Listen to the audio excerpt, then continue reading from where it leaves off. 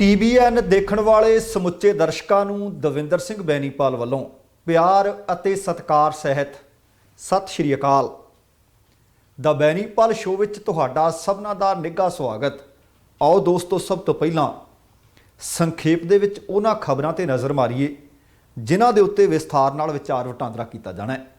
Dubai ਵਿੱਚ ਨਵਾਂ ਕਾਨੂੰਨ ਲਾਗੂ, ਵਿਦੇਸ਼ੀ ਨਿਵੇਸ਼ਕਾਂ ਨੂੰ ਕਰੇਗਾ ਉਤਸ਼ਾਹਿਤ। ਮਨੀਲਾ ਵਿੱਚ ਇੱਕ ਪੰਜਾਬੀ ਗੱਭਰੂ ਦਾ ਗੋਲੀਆਂ ਮਾਰ ਕੇ ਕਤਲ।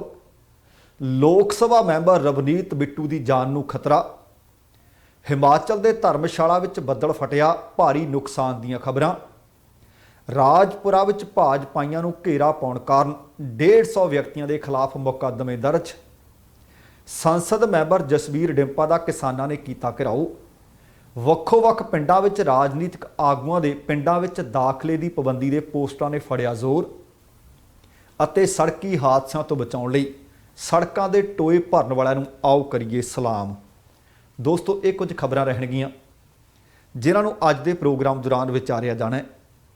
ਤੁਹਾਨੂੰ ਸਭਨਾਂ ਨੂੰ ਬੇਨਤੀ ਹੈ ਕਿ ਜੇਕਰ ਹਾਲੇ ਤੱਕ ਤੁਸੀਂ ਆਪਣੇ ਇਸ ਚੈਨਲ ਨੂੰ ਸਬਸਕ੍ਰਾਈਬ ਨਹੀਂ ਕੀਤਾ ਤਾਂ ਕਿਰਪਾ ਕਰਕੇ ਸਬਸਕ੍ਰਾਈਬ ਕਰਕੇ ਨੋਟੀਫਿਕੇਸ਼ਨ ਵਾਲੀ ਘੰਟੀ ਜ਼ਰੂਰ ਔਨ ਕਰ ਲੈਣੀ। ਤੁਹਾਡੇ ਦਿਲੋਂ ਧੰਨਵਾਦੀ ਹੋਵਾਂਗੇ। ਆਓ ਹੁਣ ਇਕੱਲੀ ਖਬਰ ਦੀ ਸਾਰ ਲਈਏ। ਸਭ ਤੋਂ ਪਹਿਲੀ ਤੇ ਅਹਿਮ ਖਬਰ ਤੁਹਾਡੇ ਨਾਲ ਸਾਂਝੀ ਕਰਨੀ ਚਾਹੁੰਦਾ। ਬਹੁਤ ਸਾਰੇ ਪੰਜਾਬੀ ਭਾਰਤੀ ਵਿਅਕਤੀ ਨੇ ਦੁਬਈ ਵਿੱਚ ਵੱਡੇ ਕਾਰੋਬਾਰ ਸਥਾਪਿਤ ਕੀਤੇ ਹੋਏ ਨੇ, ਪਰ ਉੱਥੋਂ ਦਾ ਕਾਨੂੰਨ ਸੀ ਕਿ ਤੁਸੀਂ ਹੌਲੀ ਸੌਲੀ ਭਾਵ 100% ਆਪਣਾ ਕਾਰੋਬਾਰ ਆਪ ਉੱਥੇ ਜਾ ਕੇ ਸਥਾਪਿਤ ਨਹੀਂ ਸੀ ਕਰ ਸਕਦੇ। 49 ਤੇ 51% ਤੁਹਾਨੂੰ ਸ਼ੇਅਰ ਰੱਖਣਾ ਪੈਂਦਾ ਸੀ ਤੇ ਕੰਮਕਾਰ ਤੁਹਾਡਾ, ਪੈਸਾ ਧੇਲਾ ਤੁਹਾਡਾ, ਪਰ ਉੱਥੋਂ ਦੇ ਕਿਤੇ ਰਹਿਣ ਵਾਲੇ ਵਿਅਕਤੀ ਦੇ ਨਾਮ ਦੇ ਉੱਤੇ ਤੁਹਾਨੂੰ ਕੰਪਨੀ ਰਜਿਸਟਰਡ ਕਰਨੀ ਪੈਂਦੀ ਸੀ ਅਤੇ 51% ਸ਼ੇਅਰ ਉਹਦੇ ਨਾਂ ਤੇ ਕਰਨੇ ਪੈਂਦੇ ਸਨ। ਪਰ ਹੁਣ ਦੁਬਈ ਦੀ ਇਕਨੋਮਿਕ ਡਿਪਾਰਟਮੈਂਟ ਭਾਵ DED ਨੇ ਵਿਦੇਸ਼ੀ ਵਿਅਕਤੀਆਂ ਦਾ ਨਿਵੇਸ਼ ਵਧਾਉਣ ਦੇ ਵਾਸਤੇ, ਉਹਨਾਂ ਨੂੰ ਉਤਸ਼ਾਹਿਤ ਕਰਨ ਦੇ ਵਾਸਤੇ 100% ਮਲਕੀਅਤ ਵਾਲਾ ਕਾਨੂੰਨ 1 ਜੂਨ 2021 ਤੋਂ ਲਾਗੂ ਕਰ ਦਿੱਤਾ ਹੈ। ਇਸ ਨਾਲ ਹੁਣ ਦੁਬਈ ਦੇ ਵਿੱਚ ਵਿਦੇਸ਼ੀ ਨਿਵੇਸ਼ਕਾਂ ਨੂੰ ਨਵਾਂ ਵਪਾਰ ਖੋਲ੍ਹਣ ਦੇ ਵਾਸਤੇ ਉੱਥੋਂ ਦੇ ਰਹਿਣ ਵਾਲੇ ਕਿਸੇ ਭਾਈਵਾਲ ਦੀ ਜ਼ਰੂਰਤ ਨਹੀਂ ਪਵੇਗੀ।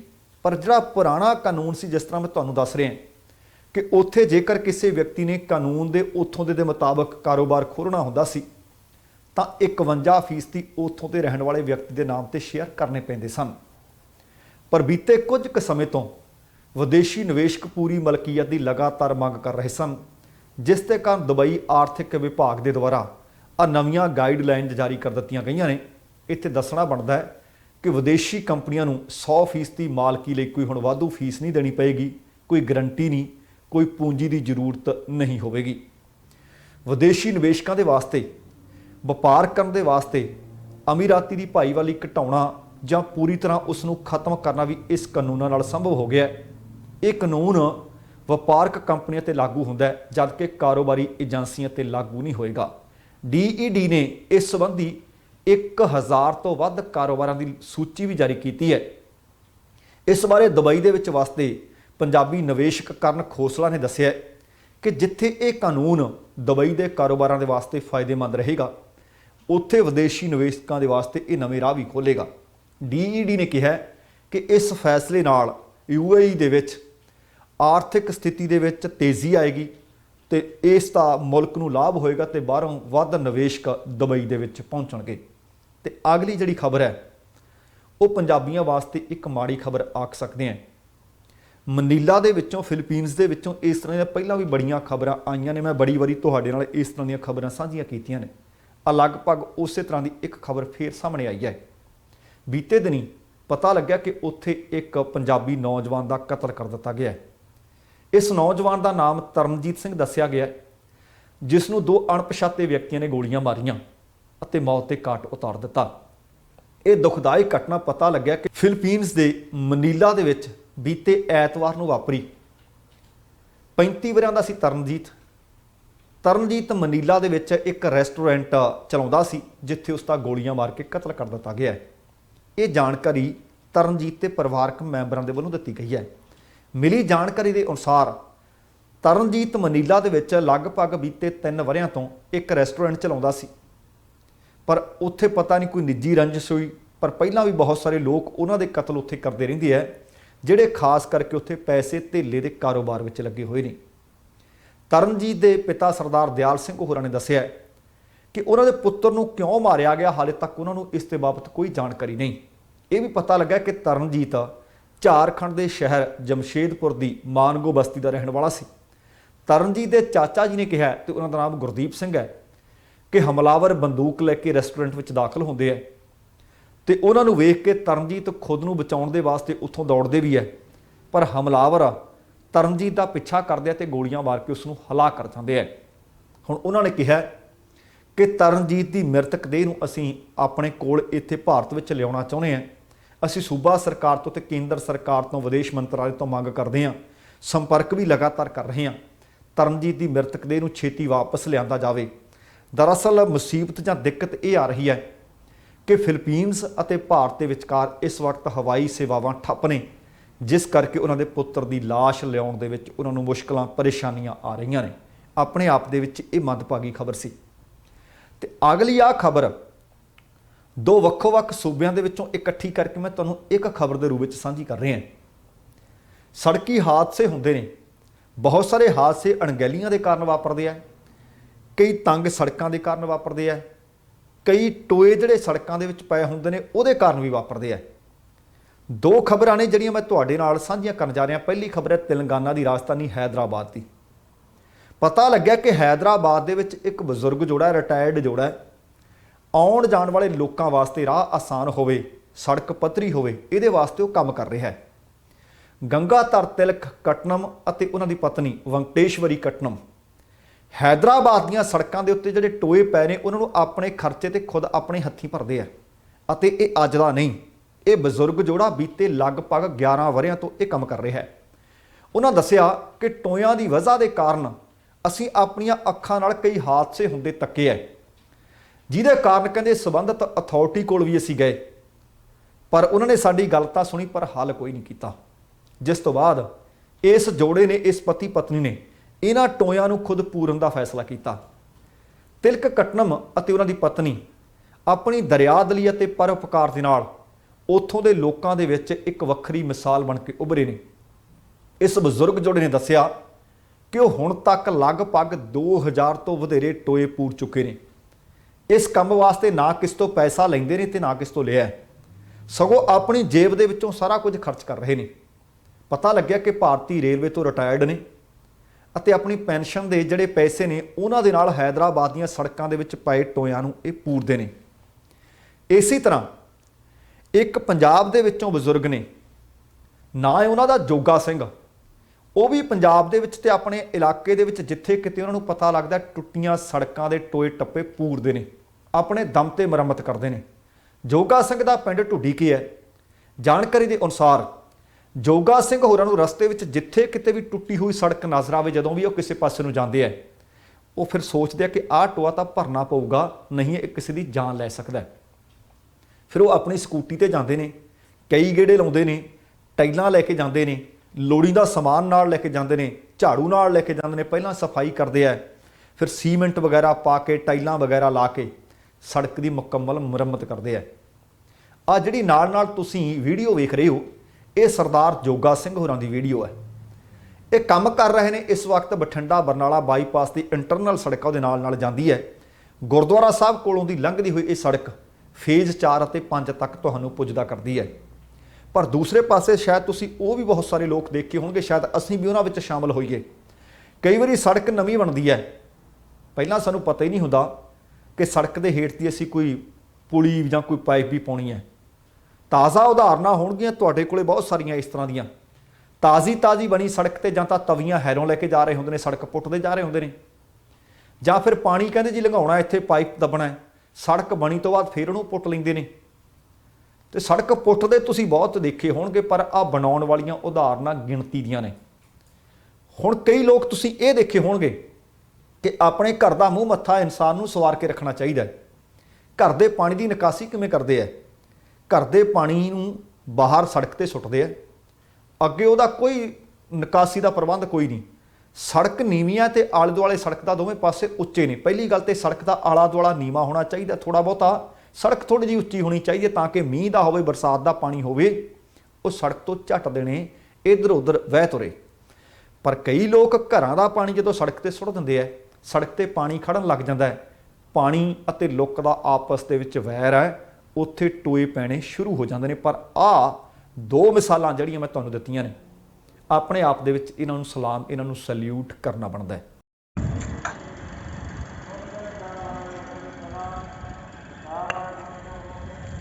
ਤੈਨੂੰ ਮੈਂ ਵੀਡੀਓ ਭੇਜਦਾ ਇੱਕ। ਸਤਿ ਸ਼੍ਰੀ ਅਕਾਲ ਬਾਪੂ ਜੀ। ਇਹ ਬਾਪੂ ਜੀ ਕੀ ਨਾਂ ਤੁਹਾਡਾ? ਜੋਗਾ ਸਿੰਘ। ਜੋਗਾ ਸਿੰਘ ਜੀ, ਤੁਸੀਂ ਕਰਦੇ ਹੋ ਨਾ ਸੜਕਾਂ ਦੀ ਰਿਪੇਅਰ? ਆ ਜੀ ਘੰਟਾ ਘੜੀ ਲਾ ਲਈਦਾ। ਤੁਹਾਡੇ ਬੇਟੇ ਤੁਹਾਡੇ ਪੁਲਿਸ ਮੁਲਾਜ਼ਮ ਮੇਰੇ ਖਿਆਲ? ਨਹੀਂ ਜੀ, ਮੇਰਾ ਬੇਟਾ ਤਾਂ ਕੈਨੇਡਾ ਹੈ। ਕੈਨੇਡਾ ਹੈਗਾ? ਹਾਂਜੀ। ਠੀਕ ਹੈ। ਤੇ ਕਿਹੜੀ ਸਿਟੀ 'ਚ ਆ ਉੱਥੇ? ਜੀ ਕਿਹੜੀ ਸਿਟੀ 'ਚ ਆ? ਇੱਥੇ ਮੰਤ ਕਰਉਂਦੀ ਆ ਜੀ, ਉੱਥੇ ਰਹਿੰਦੇ ਸੀ। ਠੀਕ ਹੈ। ਤੁਸੀਂ ਕਰਦੇ ਹੁੰਦੇ ਹੋ ਸੜਕਾਂ ਦੀ ਰਿਪੇਅਰ ਸਾਰੀ ਉਹ ਗੱਲ? ਮੈਂ ਕਰ ਦਿੰਦਾ ਜੀ, ਘੰਟਾ ਘੜੀ ਲਾ ਦਿੰਦਾ।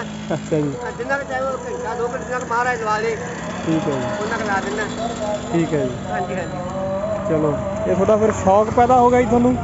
ਬਸ ਜੀ ਕਿਵੇਂ ਗੱਲੋਂ ਰੱਬ ਨੇ ਦਿਨ ਚੰਗੇ ਜਾਂਦੇ ਥੋੜੇ ਜਿਹੇ। ਅੱਛਾ ਜੀ। ਪਹਿਲਾ ਦਿਨ ਬਹੁਤ ਉਨੀਕੀ ਰਹੇ ਆ ਜੀ। ਅੱਜ ਉਹਦੀ ਕਿਰਪਾ, ਦਿਨ ਚੰਗੇ ਜਾਂਦੇ ਵਿੱਚ ਘੰਟਾ ਘੜੀ ਹਾਂਜੀ। ਇਹ ਹੋ ਜੇ ਤੇ ਚਲੋ ਕੋਈ ਜਨਤਾ ਸੌਖੀ ਲੰਘਦੀ ਆ।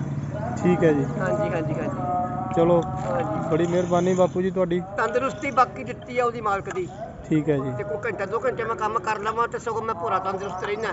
ਠੀਕ ਹੈ ਜੀ। ਤਨਖਾਹ ਇੱਟਾਂ ਲੱਗੀਆਂ, ਹੁਣ ਕੋਈ ਉਖੜੀ ਤਾਂ ਨਹੀਂ, ਜੇ ਮਰਜ਼ੀ ਜਨਤਾ ਲੰਘੀ ਜਾਵੇ। ਹਾਂਜੀ ਹਾਂ। ਇੱਧਰ ਬਹੁਤ ਮੰਦਾ ਸੀ, ਐਵੇਂ ਸੀ। ਇੱਕ ਦਿਨ ਇਹ ਲਾਤੀਆਂ ਸੀਗੀਆਂ, ਜੀ। ਪਰਸੋਂ ਇਹ ਲਾਦੇ, ਅੱਜ ਇਹ ਲਾ ਦਿਆਂਗੇ। ਚੱਲ ਐਵੇਂ ਨਾ ਚਲੋ, ਮਾਲਕ ਤੰਦਰੁਸਤੀ ਰੱਖੇ। ਹਰ ਇੱਕ ਜਗ੍ਹਾ ਸੇਵਾ ਕਰਦੇ ਹੋ ਤੁਸੀਂ? ਹਾਂਜੀ, ਕਿਤੇ ਵੀ ਦੱਸੇ ਦੱਸ ਪਏ, ਜਿਹੜੇ ਠੀਕ ਹੈ। ਪਾਸੇ ਲੰਘਾ ਉਹ ਦੱਸ ਪਏ, ਘੰਟਾ ਘੜੀ 2 ਘੰਟੇ ਲਾ ਦਿੰਦਾ ਸਵੇਰੇ ਸਵੇਰੇ। ਠੀਕ ਹੈ ਜੀ। ਬੇਟਾ ਕੈਨੇਡਾ 'ਚ ਕਿੱਥੇ ਹੈ ਜੀ? ਉਹ ਕੈਲਗਰੀ।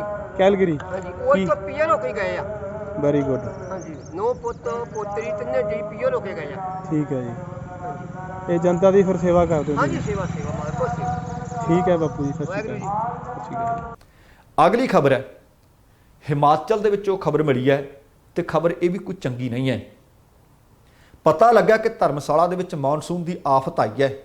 ਕਈ ਲੋਕ ਤਾਂ ਕਹਿੰਦੇ ਗਰਮੀ ਤੋਂ ਰਾਹਤ ਮਿਲੀ ਹੈ, ਪਰ ਉੱਥੇ ਸੱਚਮੁੱਚ ਇਹ ਬਰਸਾਤ ਆਫਤ ਬਣ ਗਈ। ਸੋਮਵਾਰ ਦੀ ਸਵੇਰ ਸੀ, ਬੱਦਲ ਫਟ ਗਿਆ। ਬੱਦਲ ਫਟਣ ਦੇ ਕਾਰਨ ਹੜ੍ਹ ਵਰਗੇ ਹਾਲਾਤ ਪੈਦਾ ਹੋ ਗਏ। ਕਈ ਨਦੀਆਂ ਐਨ ਭਰ ਭਰ ਕੇ ਵਗਣ ਲੱਗੀਆਂ। ਦੇਖਦੇ ਹੀ ਦੇਖਦੇ ਕਈ ਛੋਟੇ ਨਾਲੇ ਨਦੀਆਂ ਦਾ ਰੂਪ ਧਾਰਨ ਕਰ ਗਏ। ਹੜ੍ਹਾਂ ਦੇ ਨਾਲ ਇਹ ਨਾਲੇ ਓਵਰਫਲੋ ਹੋ ਗਏ। ਇਹਨਾਂ ਦੇ ਵਿੱਚ ਇੰਨਾ ਕੁ ਤੂਫਾਨ ਆਇਆ ਕਿ ਲਗਜ਼ਰੀ ਗੱਡੀਆਂ ਨੂੰ, ਸਕੂਟਰਾਂ ਨੂੰ, ਮੋਟਰਸਾਈਕਲਾਂ ਨੂੰ ਆਪਣੇ ਨਾਲ ਇਹ ਤੇਜ਼ ਪਾਣੀ ਹੜਾ ਕੇ ਲੈ ਗਿਆ।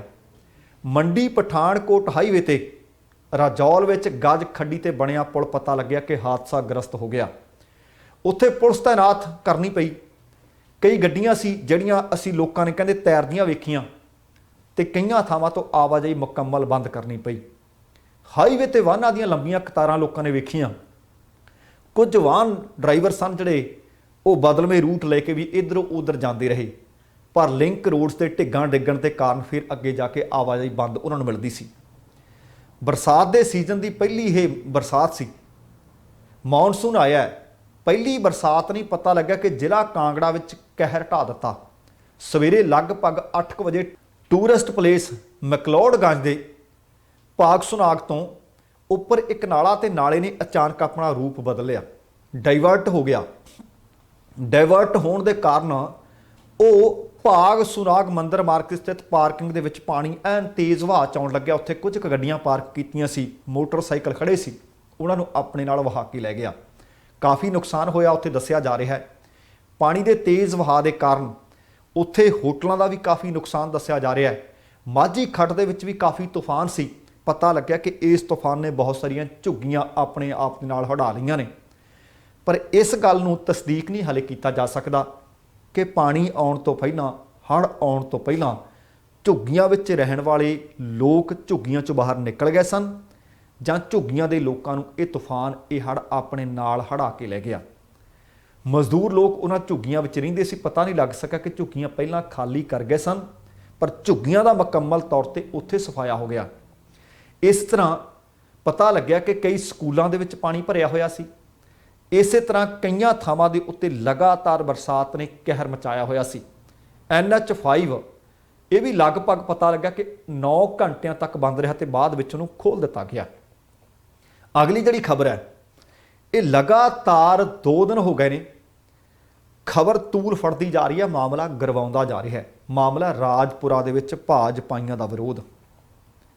ਹੁਣ ਤੁਹਾਨੂੰ ਯਾਦ ਹੋਣਾ ਹੈ ਕਿ 3 ਖੇਤੀ ਸੁਧਾਰ ਗੌਰਮੈਂਟ ਕਹਿੰਦੀ ਹੈ, ਕੇਂਦਰ ਸਰਕਾਰ ਕਹਿੰਦੀ ਹੈ ਅਸੀਂ ਕਾਨੂੰਨ ਬਣਾਏ ਹੈ। ਉਹਨਾਂ ਕਾਨੂੰਨਾਂ ਨੂੰ ਲੈ ਕੇ ਕਿਸਾਨ ਅਤੇ ਭਾਰਤੀ ਜਨਤਾ ਪਾਰਟੀ ਇੱਕ ਦੂਸਰੇ ਦੇ ਆਹਮੋ ਸਾਹਮਣੇ ਨੇ। ਇਸੇ ਗੱਲ ਨੂੰ ਲੈ ਕੇ ਕਿਸਾਨਾਂ ਤੇ ਭਾਜਪਾ ਦੇ ਲੀਡਰਾਂ ਦੇ ਵਿਚਕਾਰ ਕਈ ਵਾਰੀ ਅਣਸੁਖਾਵੇਂ ਮਾਹੌਲ ਪੈਦਾ ਹੋਏ ਨੇ। ਇਸੇ ਤਰ੍ਹਾਂ ਦਾ ਇੱਕ ਮਾਹੌਲ ਆ ਰਾਜਪੁਰਾ ਦੇ ਵਿੱਚ ਵਾਪਰਿਆ। ਰਾਜਪੁਰਾ ਦੇ ਵਿੱਚ ਭਾਰਤੀ ਜਨਤਾ ਪਾਰਟੀ ਦੇ ਕੁਝ ਆਗੂਆਂ ਦਾ ਜ਼ਬਰਦਸਤ ਵਿਰੋਧ ਹੋਇਆ। ਕਿਸਾਨਾਂ ਦੇ ਵੱਲੋਂ ਰਾਜਪੁਰਾ ਦੇ ਵਿੱਚ ਇੱਕ ਕੋਠੀ ਦੇ ਵਿੱਚ ਉਹਨਾਂ ਨੂੰ ਬੰਦੀ ਬਣਾਇਆ ਗਿਆ ਤੇ ਕਈ ਘੰਟਿਆਂ ਤੱਕ ਬੰਦੀ ਬਣਾ ਕੇ ਰੱਖਿਆ ਗਿਆ। ਭਾਜਪਾ ਆਗੂਆਂ ਨੂੰ ਪੁਲਿਸ ਨੇ ਤਕਰੀਬਨ ਕੋਈ 12 ਕੁ ਘੰਟਿਆਂ ਤੋਂ ਬਾਅਦ ਸੋਮਵਾਰ ਦੀ ਸਵੇਰ ਆਜ਼ਾਦ ਕਰਵਾਇਆ, ਕਿਉਂਕਿ ਉਹ ਆਲੇ ਦੁਆਲੇ ਘੇਰਾ ਪਾਈ ਬੈਠੇ ਸੀ। ਇਸੇ ਦੌਰਾਨ ਪੁਲਿਸ ਵੱਲੋਂ ਦੱਸਿਆ ਗਿਆ ਕਿ ਰੋੜਾ ਵੱਜਣ ਦੇ ਕਾਰਨ ਉਹਨਾਂ ਦੇ ਇੱਕ ਸਿਪਾਹੀ ਦੇ ਨੱਕ ਦੀ ਹੱਡੀ ਟੁੱਟੀ ਹੈ ਤੇ ਪੁਲਿਸ ਦੀ ਇੱਕ ਗੱਡੀ ਵੀ ਨੁਕਸਾਨੀ ਗਈ ਹੈ।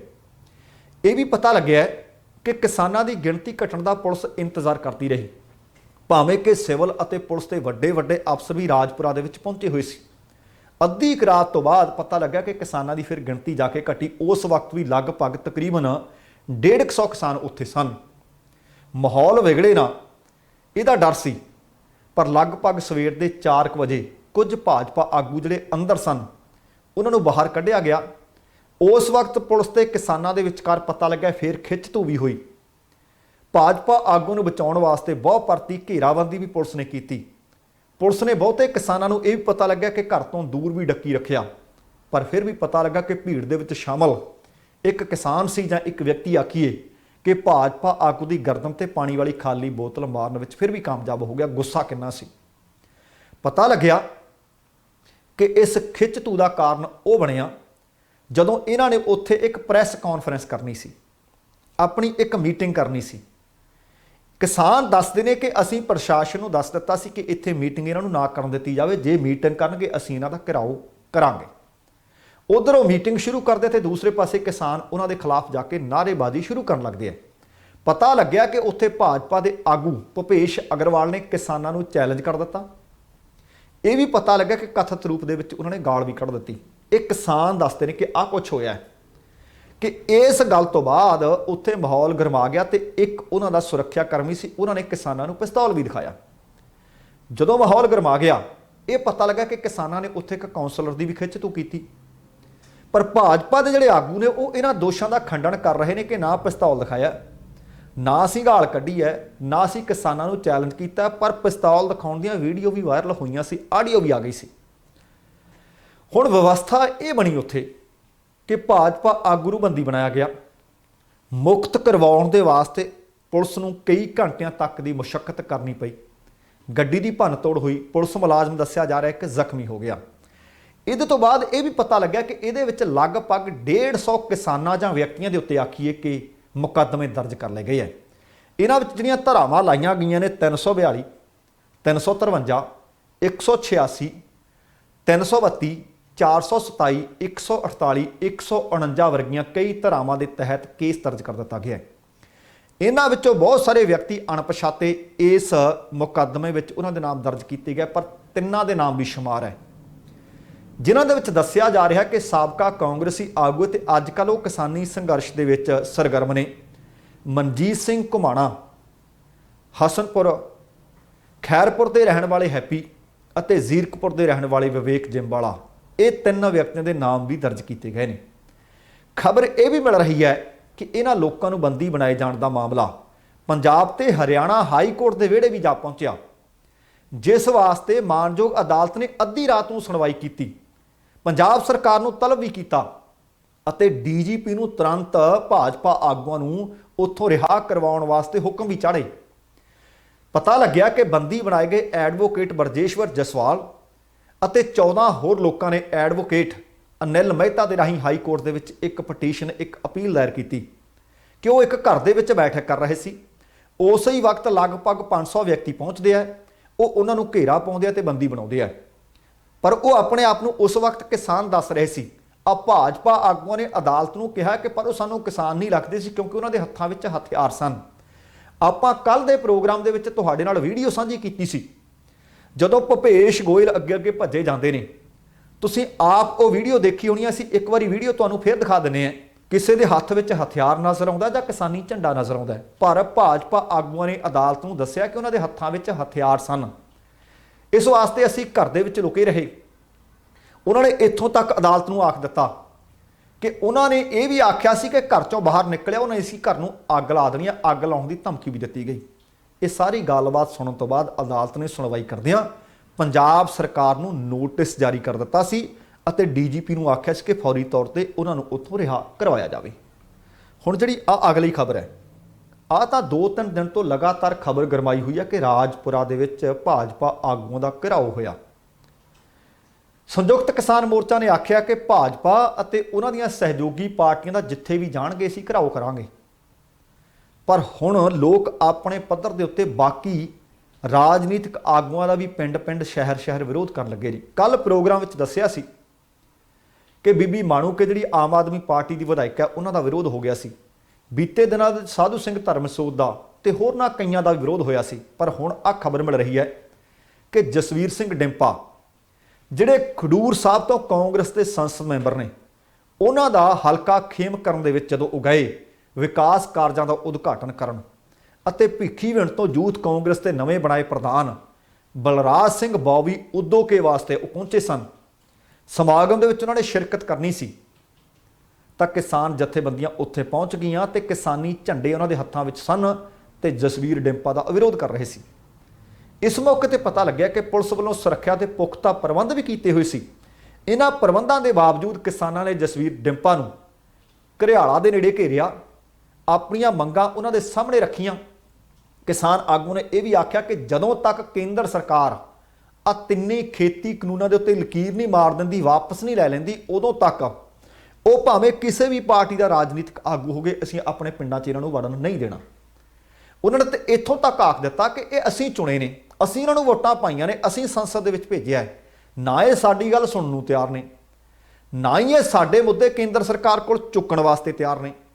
ਅੱਜ ਪੰਜਾਬ ਬੋਲਦਾ ਪ੍ਰੋਗਰਾਮ ਵਿੱਚ ਵੀ ਦੱਸਿਆ ਸੀ ਕਿ ਬਲਵੀਰ ਸਿੰਘ ਰਾਜੇਵਾਲ ਹੋਰਾਂ ਨੇ ਆਖਿਆ ਕਿ ਅਸੀਂ ਵਿਪ ਜਾਰੀ ਕਰਾਂਗੇ ਹੁਣ ਸੰਯੁਕਤ ਕਿਸਾਨ ਮੋਰਚੇ ਵੱਲੋਂ ਕਿ ਭਾਈ ਜੇ ਵਿਰੋਧੀ ਹੋ ਤਾਂ ਜਾ ਕੇ ਉੱਥੇ ਬੋਲੋ ਕਿ ਆਹ ਕਾਨੂੰਨਾਂ ਦੇ ਉੱਤੇ ਲਕੀਰ ਮਾਰੀ ਜਾਵੇ, ਨਹੀਂ ਤੇ ਫਿਰ ਅਸਤੀਫੇ ਦਿਓ। ਉਹ ਕਹਿੰਦੇ ਜਿੰਨੀ ਦੇਰ ਤੱਕ ਕਾਨੂੰਨ ਰੱਦ ਨਹੀਂ ਹੁੰਦੇ, ਉਹ ਭਾਵੇਂ ਡਿੰਪਾ ਤੇ ਭਾਵੇਂ ਕੋਈ ਹੋਰ ਹੋਵੇ, ਅਸੀਂ ਇਹਨਾਂ ਦਾ ਵਿਰੋਧ ਕਰਨਾ ਹੈ। ਇਸੇ ਤਰ੍ਹਾਂ ਵੱਖੋ ਵੱਖ ਰਾਜਨੀਤਿਕ ਆਗੂਆਂ ਦਾ ਪਿੰਡਾਂ ਦੇ ਵਿੱਚ ਵੜਨਾ ਹੁਣ ਮੁਸ਼ਕਲ ਹੁੰਦਾ ਜਾ ਰਿਹਾ ਹੈ। ਭਾਰਤੀ ਜਨਤਾ ਪਾਰਟੀ ਦੀ ਅਗਵਾਈ ਵਾਲੀ ਮੋਦੀ ਸਰਕਾਰ ਨੇ ਕੇਂਦਰ 'ਚ ਬਣਾਏ ਨੇ ਇਹ 3 ਕਾਨੂੰਨ। ਕਿਸਾਨ ਇਹਨਾਂ ਨੂੰ ਕਹਿੰਦੇ ਆ ਕਾਲੇ ਕਾਨੂੰਨ। ਇਹਨਾਂ ਦੇ ਖਿਲਾਫ 7 ਮਹੀਨੇ ਤੋਂ ਜ਼ਿਆਦਾ ਹੋ ਗਿਆ ਦਿੱਲੀ ਦੀਆਂ ਸਰਹੱਦਾਂ ਤੇ ਇਹ ਅੰਦੋਲਨ ਚੱਲਦੇ ਆ। ਹੁਣ ਇਸ ਅੰਦੋਲਨ ਦੇ ਵਿੱਚ ਲਗਭਗ ਹੁਣ 600 ਦੇ ਨੇੜੇ ਤੇੜ ਵਿਅਕਤੀ ਆਪਣੀਆਂ ਜਾਨਾਂ ਦੀ ਕੁਰਬਾਨੀ ਦੇ ਚੁੱਕੇ ਨੇ, ਪਰ ਹਾਲੇ ਤੱਕ ਠੋਸ ਹੱਲ ਕੋਈ ਨਹੀਂ ਨਿਕਲਿਆ। ਜਦੋਂ ਹੱਲ ਹੀ ਨਹੀਂ ਨਿਕਲਿਆ, ਇਹ ਤੋਂ ਬਾਅਦ ਹੁਣ ਪਿੰਡਾਂ ਦੇ ਲੋਕ ਵੱਖੋ ਵੱਖ ਰਾਜਨੀਤਿਕ ਪਾਰਟੀਆਂ ਦੇ ਦਾਖਲੇ ਤੇ ਆਪੋ ਆਪਣੇ ਪਿੰਡਾਂ ਦੇ ਵਿੱਚ ਪਾਬੰਦੀ ਦੇ ਐਲਾਨ ਕਰ ਰਹੇ ਨੇ। ਕਿਸੇ ਨੇ ਆਪਣੇ ਪਿੰਡ ਦੇ ਵਿੱਚ ਵੱਡੇ ਵੱਡੇ ਬੋਰਡ ਲਾ ਦਿੱਤੇ, ਕਿਸੇ ਨੇ ਫਲੈਕਸ ਲਾ ਦਿੱਤੀਆਂ। 2022 ਦੀਆਂ ਚੋਣਾਂ ਸਿਰ ਤੇ ਹੈ, ਇਸ ਕਰਕੇ ਰਾਜਨੀਤਿਕ ਆਗੂ ਨੇ ਥੋੜੀਆਂ ਬਹੁਤੀਆਂ ਸਰਗਰਮੀਆਂ ਵਧਾਈਆਂ ਨੇ ਕਿ ਵੋਟਾਂ ਤਾਂ ਇਹਨਾਂ ਲੋਕਾਂ ਤੋਂ ਲੈਣੀਆਂ ਨੇ, ਪਿੰਡਾਂ ਵਿੱਚ ਜਾਣਾ ਪਊ। ਵਿਧਾਨ ਸਭਾ ਦੀਆਂ ਚੋਣਾਂ ਨੇੜੇ ਨੇ, ਜਿਸ ਦੇ ਕਾਰਨ ਵੱਖੋ ਵੱਖ ਪੋਲੀਟੀਕਲ ਪਾਰਟੀਆਂ ਦੇ ਆਗੂ ਆਪੋ ਆਪਣੇ ਹਲਕਿਆਂ ਦੇ ਵਿੱਚ ਸੂਬੇ ਭਰ ਦੇ ਵਿੱਚ ਸਰਗਰਮੀਆਂ ਤੇਜ਼ ਕਰ ਰਹੇ ਨੇ, ਪਰ ਪਿੰਡਾਂ ਦੇ ਲੋਕ ਹੱਥਾਂ 'ਚ ਥੁੱਕੀ ਫਿਰਦੇ ਆ, ਮੁੱਠੀਆਂ 'ਚ। ਰਾਜਨੀਤਿਕ ਆਗੂਆਂ ਦੇ ਦਾਖਲੇ ਦੇ ਉੱਤੇ ਉਹ ਪਾਬੰਦੀਆਂ ਲਾ ਰਹੇ ਨੇ। ਵਿਧਾਨ ਸਭਾ ਹਲਕਾ ਨਾਭਾ ਪਟਿਆਲਾ ਦਿਹਾਤੀ ਦੇ ਅਧੀਨ ਆਉਂਦੇ ਤਕਰੀਬਨ ਅੱਜ ਖਬਰ ਮਿਲੀ ਹੈ ਕਿ 2 ਦਰਜਨ ਪਿੰਡ ਨੇ ਜਿੱਥੋਂ ਦੀਆਂ ਪੰਚਾਇਤਾਂ ਨੇ ਮਤੇ ਪਾਏ ਹੈ ਕਿ ਸਾਡੇ ਪਿੰਡ ਦੇ ਵਿੱਚ ਕਿਸੇ ਵੀ ਪਾਰਟੀ ਦਾ ਕੋਈ ਆਗੂ ਨਾ ਆਵੇ। ਇਹਨਾਂ 'ਚ ਪਤਾ ਲੱਗਿਆ ਪਿੰਡ ਲੌਟ ਵੀ ਹੈ, ਦੰਦਰਾਲਾ ਖਰੌੜ ਵੀ ਹੈ, ਸਹੌਲੀ ਵੀ ਹੈ, ਧੰਗੇੜਾ ਵੀ ਹੈ, ਧਨੌਰੀ ਵੀ ਹੈ ਤੇ ਕਈ ਹੋਰ ਪਿੰਡ ਵੀ ਦੱਸੇ ਜਾ ਰਹੇ ਨੇ। ਪਿੰਡ ਦੇ ਲੋਕਾਂ ਨੇ ਆਪਣੇ ਪੱਧਰ ਤੇ ਮਤੇ ਪਾ ਦਿੱਤੇ ਕਿ ਕਿਸੇ ਵੀ ਪੋਲੀਟੀਕਲ ਪਾਰਟੀ ਦਾ ਕੋਈ ਵੀ ਆਗੂ ਸਾਡੇ ਪਿੰਡ 'ਚ ਨਾ ਆਵੇ ਤੇ ਬਾਈਕਾਟ ਹੈ। ਜੇਕਰ ਆਊਗਾ, ਜੇਕਰ ਕੋਈ ਅਣਸੁਖਾਵੀ ਘਟਨਾ ਵਾਪਰਦੀ ਹੈ ਤਾਂ ਅਸੀਂ ਨਹੀਂ, ਉਹ ਪੋਲੀਟੀਕਲ ਜਿਹੜਾ ਆਗੂ ਹੈ, ਰਾਜਸੀ ਆਗੂ ਹੈ, ਖੁਦ ਜ਼ਿੰਮੇਵਾਰ ਹੋਊਗਾ। ਸ਼ਾਇਦ ਤੁਹਾਨੂੰ ਇਹ ਵੀ ਯਾਦ ਹੋਣਾ ਹੈ ਕਿ ਵਿਧਾਨ ਸਭਾ ਹਲਕਾ ਨਾਭਾ ਦੇ ਚਹਿਲ 'ਚ ਕੱਲੇ ਮਾਜਰਾ ਦੇ ਵਿੱਚ ਬੀਤੇ ਦਿਨੀ ਕੈਬਨਿਟ ਮੰਤਰੀ ਨੇ ਸਾਧੂ ਸਿੰਘ ਧਰਮਸੋਤ ਜ਼ਬਰਦਸਤ ਵਿਰੋਧ ਹੋਇਆ ਸੀ ਤੇ ਹੁਣ ਉਹਦੇ ਤੋਂ ਬਾਅਦ ਵੱਖੋ ਵੱਖ ਪਿੰਡਾਂ ਦੇ ਵਿੱਚ ਵੱਖੋ ਵੱਖ ਰਾਜਨੀਤਿਕ ਲੀਡਰਾਂ ਦਾ ਵੱਖੋ ਵੱਖ ਤਰੀਕੇ ਨਾਲ ਵਿਰੋਧ ਕੀਤਾ ਜਾ ਰਿਹਾ ਹੈ। ਅਤੇ ਮੰਗ ਸਾਰਿਆਂ ਦੀ ਇੱਕੋ ਹੀ ਹੈ ਕਿ ਸਾਡੇ ਭੈਣਾਂ, ਸਾਡੇ ਵੀਰ, ਸਾਡੇ ਬਜ਼ੁਰਗ, ਸਾਡੇ ਬੱਚੇ ਦਿੱਲੀ 7 ਮਹੀਨਿਆਂ ਤੋਂ ਜ਼ਿਆਦਾ ਦਾ ਸਮਾਂ ਹੋ ਗਿਆ ਹੈ, ਕਿਸਾਨੀ ਮੰਗਾਂ ਨੂੰ ਲੈ ਕੇ ਸੰਘਰਸ਼ ਕਰ ਰਹੇ ਨੇ, ਪਰ ਤੁਸੀਂ ਕੀਤਾ ਕੀ ਹੈ? ਪੰਜਾਬ ਦੇ ਵਿਧਾਇਕ, ਕੈਬਨਿਟ ਮੰਤਰੀ, ਲੋਕ ਸਭਾ ਮੈਂਬਰ, ਰਾਜ ਸਭਾ ਮੈਂਬਰ ਅਤੇ ਹੋਰ ਵੱਖ-ਵੱਖ ਰਾਜਨੀਤਿਕ ਪਾਰਟੀਆਂ ਦੇ ਨੁਮਾਇੰਦੇ ਕਿਸਾਨੀ ਸੰਘਰਸ਼ ਦੀ ਹਮਾਇਤ ਕਰਨ ਦੀ ਥਾਂ ਇਹ ਕਹਿੰਦੇ ਐਸ ਪ੍ਰਸਤੀ ਕਰ ਰਹੇ ਨੇ, ਸਾਡੇ ਹੱਕ 'ਚ ਬੋਲ ਨਹੀਂ ਰਹੇ। ਬਹੁਤ ਸਾਰੇ ਵਿਧਾਇਕਾਂ ਤਾਂ ਕਹਿੰਦੇ ਹਾਲੇ ਤੱਕ ਦਿੱਲੀ ਵਾਲੇ ਸੰਘਰਸ਼ ਵੱਲ ਮੂੰਹ ਨਹੀਂ ਕੀਤਾ, ਜਾ ਕੇ ਦੇਖਿਆ ਨਹੀਂ ਹੋਣਾ ਕਿ ਉਹ ਬੈਠੇ ਕਿਵੇਂ ਨੇ। ਜਦੋਂ ਕਿਸੇ ਕਿਸਾਨ ਦੀ ਸੰਘਰਸ਼ ਵਿੱਚ ਮੌਤ ਹੋਈ ਆ, 2 ਸ਼ਬਦ ਇਹਨਾਂ ਨੇ ਬੋਲੇ ਨਹੀਂ। ਕਿਸਾਨ ਆਗੂਆਂ ਦਾ ਇਹ ਵੀ ਕਹਿਣਾ ਸੀ ਕਿ ਆਗਾਮੀ ਵਿਧਾਨ ਸਭਾ ਚੋਣਾਂ ਵਿੱਚ ਇਹਨਾਂ ਰਾਜਸੀ ਪਾਰਟੀਆਂ ਦੇ ਆਗੂਆਂ ਦਾ ਅਸੀਂ ਡਟ ਕੇ ਵਿਰੋਧ ਕਰਾਂਗੇ। ਉਹਨਾਂ ਇੱਥੋਂ ਤੱਕ ਆਖਿਆ ਕਿ ਰਾਜਸੀ ਆਗੂ ਆਪਣੀਆਂ ਸਿਰਫ ਤੇ ਸਿਰਫ ਸਿਆਸੀ ਰੋਟੀਆਂ ਸੇਕ ਰਹੇ ਨੇ, ਇਹ ਤੋਂ ਵੱਧ ਕੁਝ ਨਹੀਂ ਕਰ ਰਹੇ। ਕੀ ਕਰਨਾ ਉਹਦੇ ਨੇ? ਜਾਂ ਪਿੰਡਾਂ ਦੇ ਵਿੱਚ ਨੀਂਹ ਪੱਥਰ ਰੱਖਣ ਆਉਂਦੇ ਨੇ, ਜਾਂ ਰੱਖੇ ਹੋਏ ਨੀਂਹ ਪੱਥਰ ਦਾ ਉਦਘਾਟਨ ਕਰਨ ਆਉਂਦੇ ਨੇ। ਹੁਣ ਬਹੁਤ ਸਾਰੇ ਨੀਂਹ ਪੱਥਰ ਇਸ ਤਰ੍ਹਾਂ ਜਿਹੜੇ 30-30 ਸਾਲਾਂ ਤੋਂ ਵੱਖੋ-ਵੱਖ ਪਾਰਟੀਆਂ ਵੱਲੋਂ ਰੱਖੇ ਹੋਏ ਨੇ। ਮੈਂ ਕੋਸ਼ਿਸ਼ ਕਰੂੰ ਕਿ ਪਿੰਡ ਚਨਾਰਥਲ ਦੇ ਨੇੜੇ ਇੱਕ ਪਿੰਡ ਪੈਂਦਾ, 30 ਸਾਲ ਹੋ ਗਏ ਆ ਲਗਭਗ, ਇੱਕ ਨੀਂਹ ਪੱਥਰ ਸੜਕ ਬਣਾਉਣ ਦਾ ਰੱਖਿਆ ਸੀ। ਉਸ ਵਕਤ ਕਾਂਗਰਸ ਦੀ ਹੀ ਸਰਕਾਰ ਸੀ ਤੇ ਇਸ ਵਕਤ ਵੀ ਸੱਤਾਧਾਰੀ ਧਿਰ ਕਾਂਗਰਸ ਹੈ। ਵਿਰੋਧੀਆਂ ਨੇ ਤਾਂ ਜਾ ਕੇ ਉਸ ਨੀਂਹ ਪੱਥਰ ਦੀ ਸਾਰ ਕੀ ਲੈਣੀ ਸੀ? ਆ ਜਿਹੜੀ ਸੱਤਾਧਾਰੀ ਧਿਰ ਕਾਂਗਰਸ ਦੀ, ਇਹਨਾਂ ਨੇ ਵੀ ਸਾਰ ਨਹੀਂ ਲਈ। ਅੱਜ ਦੇ ਪ੍ਰੋਗਰਾਮ ਪੰਜਾਬ ਬੋਲਦਾ ਦੇ ਵਿੱਚ ਇਸੇ ਮੁੱਦੇ ਦੇ ਉੱਤੇ ਅਸੀਂ ਵਿਸ਼ੇਸ਼ ਗੱਲਬਾਤ ਕੀਤੀ ਸੀ ਕਿ ਇਹਦੇ ਪਿੱਛੇ ਕਾਰਨ ਕੀ ਨੇ। ਸੰਯੁਕਤ ਕਿਸਾਨ ਮੋਰਚਾ ਨੇ ਤਾਂ ਆਖਿਆ ਕਿ ਭਾਰਤੀ ਜਨਤਾ ਪਾਰਟੀ ਤੇ ਉਹਦੇ ਸਹਿਯੋਗੀਆਂ ਦਾ ਵਿਰੋਧ ਕੀਤਾ ਜਾਵੇ, ਪਰ ਪਿੰਡ ਦੇ ਲੋਕਾਂ ਦਾ ਵਿਚਾਰ ਹੈ ਕਿ ਬਾਕੀਆਂ ਨੇ ਵੀ ਕੀਤਾ ਕੱਖ ਨਹੀਂ। ਇਸ ਕਰਕੇ ਥੋੜੀ ਬਹੁਤੀ ਰਾਹਤ ਵਿੱਚ ਮਹਿਸੂਸ ਕਰਦੇ ਨੇ ਭਾਰਤੀ ਜਨਤਾ ਪਾਰਟੀ ਵਾਲੇ ਕਿ ਸਾਡਾ ਇਕੱਲਿਆਂ ਦਾ ਵਿਰੋਧ ਥੋੜੀ ਹੋ ਰਿਹਾ ਹੈ, ਵਿਰੋਧ ਤਾਂ ਬਾਕੀਆਂ ਦਾ ਵੀ ਹੋਈ ਜਾਂਦਾ ਹੈ। ਅਗਲੀ ਖਬਰ ਵੱਡੀ ਖਬਰ ਹੈ। ਲੋਕ ਸਭਾ ਦੇ ਮੈਂਬਰ ਨੇ ਰਵਨੀਤ ਬਿੱਟੂ, ਲੁਧਿਆਣਾ ਤੋਂ ਸੰਸਦ ਮੈਂਬਰ ਨੇ, ਕਾਂਗਰਸ ਦੇ ਸੰਸਦ ਮੈਂਬਰ ਨੇ। ਬਿੱਟੂ ਦੀ ਜਾਨ ਨੂੰ ਇੱਕ ਵਾਰੀ ਫਿਰ ਖਤਰਾ ਹੈ। ਇਹਦੇ ਕਾਰਨ ਪਤਾ ਲੱਗਿਆ ਕਿ ਸੰਸਦ ਮੈਂਬਰ ਬਿੱਟੂ, ਉਹਨਾਂ ਦੀ ਸੁਰੱਖਿਆ ਦੇ ਵਿੱਚ ਸਖਤ ਵਾਧਾ ਕਰ ਦਿੱਤਾ ਗਿਆ ਹੈ। ਉਹਨਾਂ ਦੀ ਜਾਨ ਨੂੰ ਖਤਰਾ ਹੈ। ਹੁਣ ਉਹਨਾਂ ਦੇ ਕਾਫਲੇ ਦੀਆਂ ਜਿਹੜੀਆਂ ਗੱਡੀਆਂ ਨੇ, ਉਹਨਾਂ ਦੇ ਵਿੱਚ ਜ਼ੈਮਰ ਵਾਲੀ ਗੱਡੀ ਵੀ ਜੋੜ ਦਿੱਤੀ ਗਈ ਹੈ, ਕਿਉਂਕਿ ਹੁੰਦਾ ਕਿ ਕਿਤੇ ਰਿਮੋਟ ਨਾਲ ਕੋਈ ਹਮਲਾ ਨਾ ਕਰ ਦਿੱਤਾ ਜਾਵੇ। ਇਸ ਖਤਰੇ ਦਾ ਖੁਲਾਸਾ ਉਸ ਵਕਤ ਹੋਇਆ ਜਦੋਂ ਕੁਝ ਦਿਨ ਪਹਿਲਾਂ ਪਤਾ ਲੱਗਿਆ ਕਿ ਮੋਗਾ ਜ਼ਿਲ੍ਹੇ ਤੋਂ ਖਾਲਿਸਤਾਨ ਲਿਬਰੇਸ਼ਨ ਫੋਰਸ ਦਾ ਇੱਕ ਅਤਵਾਦੀ ਫੜਿਆ ਗਿਆ। ਫੜੇ ਗਏ ਅਤਵਾਦੀ, ਉਹਨਾਂ ਨੇ ਪੁੱਛਗਿੱਛ ਦੇ ਵਿੱਚ ਇਹ ਖੁਲਾਸਾ ਕੀਤਾ ਕਿ ਪੰਜਾਬ ਦੇ ਕੁਝ ਰਾਜਨੀਤਿਕ ਵਿਅਕਤੀ ਨੇ ਜਿਹੜੇ ਸਾਡੇ ਨਿਸ਼ਾਨੇ ਤੇ ਨੇ। ਉਹਨਾਂ ਦੇ ਵਿੱਚੋਂ ਉਹਨਾਂ ਨੇ ਖੁਲਾਸਾ ਕੀਤਾ ਕਿ ਲੁਧਿਆਣਾ ਤੋਂ ਸੰਸਦ ਮੈਂਬਰ ਰਵਨੀਤ ਬਿੱਟੂ ਵੀ ਨੇ।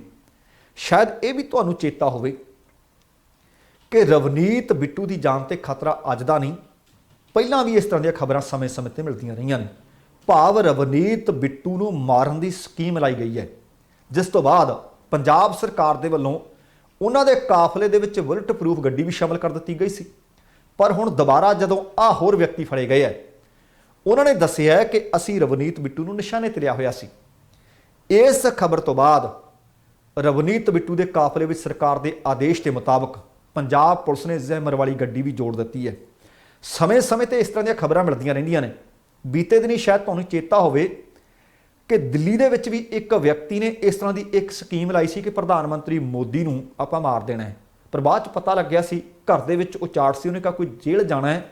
ਉਹਨੇ ਫੋਨ ਕੀਤਾ, ਪੁਲਿਸ ਨੇ ਜਾ ਕੇ ਫੜਿਆ ਤੇ ਉਹਨੇ ਸਾਰੀ ਸਕੀਮ ਦੱਸੀ ਸੀ ਵੀ ਸਕੀਮ ਕੀ ਹੈ। ਹੁਣ ਸਕੀਮ ਫੜੇ ਗਏ ਕੁਝ ਵਿਅਕਤੀਆਂ ਨੇ, ਉਹਨਾਂ ਨੇ ਦੱਸਿਆ ਕਿ ਰਵਨੀਤ ਬਿੱਟੂ ਸਾਡੇ ਨਿਸ਼ਾਨੇ ਤੇ ਸੀ, ਜਿਸ ਦੇ ਕਾਰਨ ਰਵਨੀਤ ਬਿੱਟੂ ਦੀ ਇੱਕ ਵਾਰ ਫਿਰ ਤੋਂ ਸੁਰੱਖਿਆ ਵਿੱਚ ਵਾਧਾ ਕਰ ਦਿੱਤਾ ਗਿਆ ਹੈ। ਇੱਥੇ ਮੈਂ ਇਹ ਵੀ ਦੱਸ ਦਿਆਂ ਕਿ ਰਵਨੀਤ ਬਿੱਟੂ ਦੇ ਦਾਦਾ ਜੀ ਬੇਅੰਤ ਸਿੰਘ ਪੰਜਾਬ ਦੇ ਮੁੱਖ ਮੰਤਰੀ ਹੋਇਆ ਕਰਦੇ ਸਨ। ਉਹਨਾਂ ਦੀ ਵੀ ਜਾਨ ਇਸੇ ਤਰੀਕੇ ਨਾਲ ਇੱਕ ਬੰਬ ਧਮਾਕੇ ਵਿੱਚ ਗਈ ਸੀ ਜਦੋਂ ਉਹ ਪੰਜਾਬ ਦੇ ਤਤਕਾਲੀ ਮੁੱਖ ਮੰਤਰੀ ਸਨ। ਆਓ ਦੋਸਤੋ ਅੱਜ ਦੇ ਪ੍ਰੋਗਰਾਮ ਦੀ ਹੁਣ ਸਮਾਪਤੀ ਕਰੀਏ। ਜੇਕਰ ਤੁਹਾਨੂੰ ਇਹ ਸੱਚਮੁੱਚ ਪ੍ਰੋਗਰਾਮ ਚੰਗਾ ਲੱਗਿਆ ਤਾਂ ਕਿਰਪਾ ਕਰਕੇ ਲਾਈਕ ਵੀ ਕਰ ਦੇਣਾ ਤੇ ਸ਼ੇਅਰ ਵੀ ਕਰ ਦੇਣਾ। ਤੇ ਜੇਕਰ ਹਾਲੇ ਤੱਕ ਤੁਸੀਂ ਆਪਣੇ ਇਸ ਚੈਨਲ ਨੂੰ ਸਬਸਕ੍ਰਾਈਬ ਨਹੀਂ ਕੀਤਾ ਤਾਂ ਕਿਰਪਾ ਕਰਕੇ ਸਬਸਕ੍ਰਾਈਬ ਕਰਕੇ ਨੋਟੀਫਿਕੇਸ਼ਨ ਵਾਲੀ ਘੰਟੀ ਵੀ ਜ਼ਰੂਰ ਔਨ ਕਰ ਲੈਣੀ। ਤੁਹਾਡੇ ਦਿਲੋਂ ਧੰਨਵਾਦੀ ਹੋਵਾਂਗੇ। ਹੁਣ ਸਮਾਂ ਸਮਾਪਤ ਹੈ।